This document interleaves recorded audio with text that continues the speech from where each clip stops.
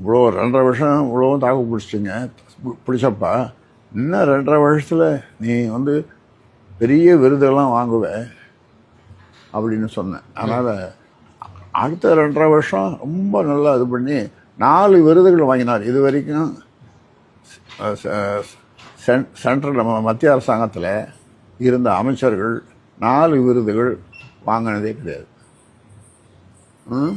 இவர் 4 விருதுகள் உலக அளவில் இந்த டொபாக்கோ ஃப்ரீ வேர்ல்டு, புகையிலை இல்லாத உலகம், அந்த மாதிரி இந்த சிகரெட் இதுக்காக இவர் நிறைய பண்ணார். அதை பாராட்டி சிக்காகோன்னு நினைக்கிறேன் ஒரு கூட்டம் டாக்டர்கள் எல்லாம் கிட்டத்தட்ட ஒரு 2000 பேர் 3000 பேர் அந்த ஹாலில், அவ்வளோ பேர் எல்லாம் doctors, rotary club, Lions club, அவங்க சேர்ந்தவங்க எல்லாருமே இந்த புகையிலை அடியோடு ஒழிக்கணும், சிகரெட் அடிக்கோடு ஒழிக்கணுன்ற விருப்பம் உள்ளவங்களாம் எல்லாம் கூட்டிட்டாங்க.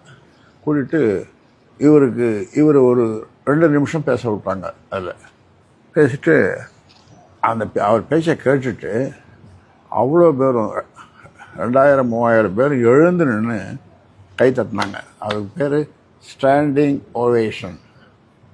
அது ஸ்டாண்டிங் ஓவேஷன். ஸ்டாண்டிங் ஓவேஷன் பேர். எழுந்து நின்று கை தட்டுறது, ஒருத்தருடைய செயலை பார்த்து கை தட்டு. அப்படிலாம் கை தட்டின என்னுடைய மனைவியை நானும் ஆனந்த கண்ணீர் விட்டோம். ஆமாம், அந்த காட்சியை பார்த்து அப்போ தான் பக்கத்தில் இருந்த அம்மாக்கிட்ட சொன்னேன், ஈன்ற பொழுதின் பெரிதுவக்கம் தன் மகனை சான்றோன் என கேட்ட தாய். நீ அதுக்கு விளக்கம் சொன்னேன். நீ அது பிரசவம் ஆகுது, ஆண் குழந்தையாக பிறகுது, ஈன்ற பொழுதின் பெரிதுவக்கம், அப்போ சந்தோஷமாக இருப்போம் தாய். ஆனால்